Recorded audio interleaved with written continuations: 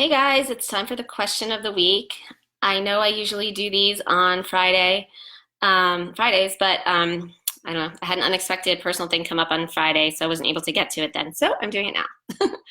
Um, and today's question came to me from someone on my YouTube channel, and it is an awesome question for reasons you will see coming up.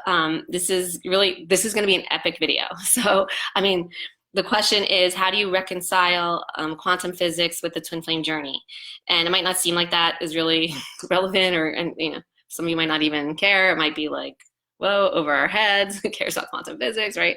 But no, this is an amazing question because believe it or not, this holds the key to the whole entire twin flame journey, just explaining this information. So, yeah, first of all, I want to say that the twin flame journey is a scientific journey. I think I have a video somewhere about, how the twin flame journey is scientific. It's not romantic. It's not, sensational like all of that, like it's made out to be, like the legends have it as, or like movies or whatever. It's not about romance. It's about science. I know, right? Boring. No, but it is. It's science, and it's not even the science that's associated with usual romance, right? Like if people say, they might hear people, or you might have said before, oh, we have such chemistry when they're talking about like a romantic interest, right? But it's not chemistry that the twin flame journey is even associated with. It's physics. And what is physics? Physics is the study of energy. And so the twin flame journey is all about energy. It's about you. It's about your soul, and therefore your twin flame soul, which is what? Energy. That's why it's about physics, okay? And disclaimer here, I am no quantum physicist. I never thought I would even know science as much as I know, and just being on my twin flame journey and learning all about it and working with my teacher and, learning how to, break it down and really teach and explain and help others with it has really made me, kind of know science, at least physics. So that's kind of somewhere I've never thought I'd be. But anyway, so here I am talking about physics. And having said that, I am not a quantum physicist, but what I think is the part of quantum physics that would, maybe necessitate for some people reconciliation with the twin flame journey would be the following. Okay, so quantum physics, remember, physics is the study of energy.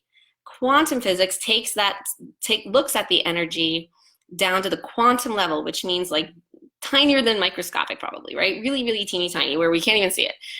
And so we know everything is energy, everything. The computer I'm filming this on right now is energy. The desk the computer is sitting on is energy. Me, I'm energy. My thoughts are energy. My words I'm saying are energy. The air is energy. The trees, the animals, everything is energy, right? So everything is energy. So at the quantum level of every matter's energy are little teeny tiny, they're called quantum particles, and everything is made up of these teeny tiny particles that are vibrating really quickly on the quantum level. So yes, even what looks like it's sturdy and not moving and has no life, like a desk, it's actually on the quantum level just vibrating energy. And so that vibration of all that energy and every single thing is emitting a frequency unique to that thing. And so that's actually the universal law of vibration. So yeah, physics ties in with universal laws very well. There's the universal law of vibration, and that's what that is. And that's the study of quantum physics, to my knowledge. I'm sure it encompasses more than that. I mean, like I said, I'm no quantum physicist, but the part I know and seem to understand or try to understand is that. So, okay, we have everything's vibrating on the quantum level, these little energetic tiny pieces vibrating, emitting, specific frequencies unique to whatever that matter is, right? And so what happens is then we also know quantum physicists have figured out and proven that frequencies attract like frequencies. And this is also known in universal law as the law of attraction. The law of vibration, the law of attraction. So the law of attraction is actually a sub-law, if you will, of the law of vibration. The law of vibration is like a way broader law, and then underneath that is a sub-law called the law of attraction, which I'm sure everyone has heard of.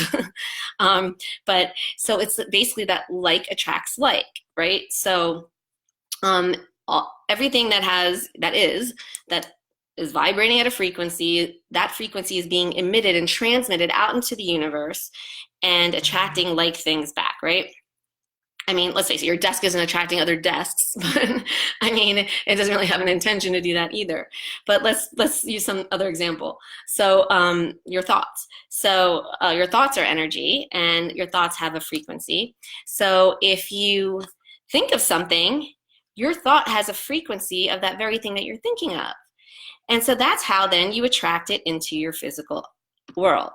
And I would like to say here that every single thing that you see in your physical world, whether you like it or not, whether you realize it or not, whether you even want to admit it or not, you have put it there.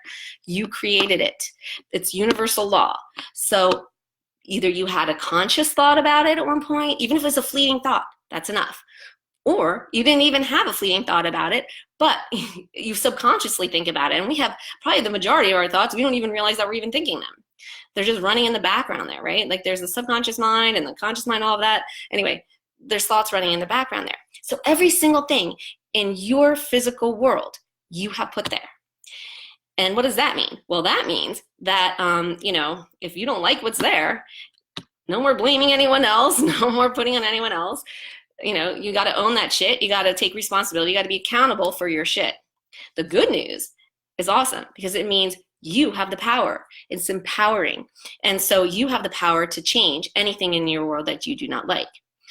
And so, the first step is obviously admitting that, you created it, whether intentionally or not.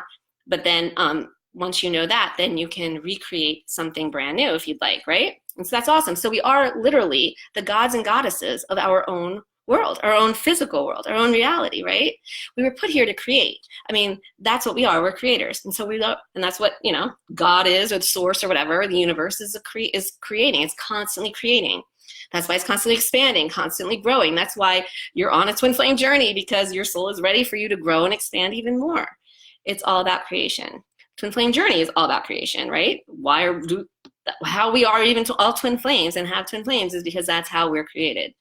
So I digressed a little there, but anyway, so you are the creator of your own physical world for everything that's in your physical world. However, except for one exception, and what is that? That would be your twin flame. Because there's two reasons for this. One, like I said, it's everything in your outer world you have created with your thoughts.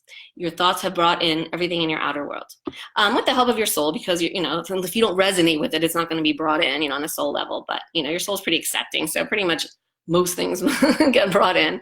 But if you ever do try to intentionally create, and your thought is, you just can't seem to get it in there. I mean, it could be because it's completely out of resonance, maybe with your soul, your true soul's desires or passions are totally not good for you or whatever, But I mean, your soul frequency is always there. That is who you are. Way stronger than any mind frequency, any thought frequency you can put out there. So your soul's always going to win, right? And your soul frequency is how your twin flame gets magnetized into your physical world, how they did at first, and then how they will as you advance along your journey again. It's your soul frequency. Your soul, you are your soul, and it's the strongest frequency that you broadcast out of anything you could possibly do. It's stronger than any thought you have, any words you say, any feeling you feel. Your soul frequency is the strongest one because it's who you are, and it's eternal, and it's all powerful, and it's directly from source. So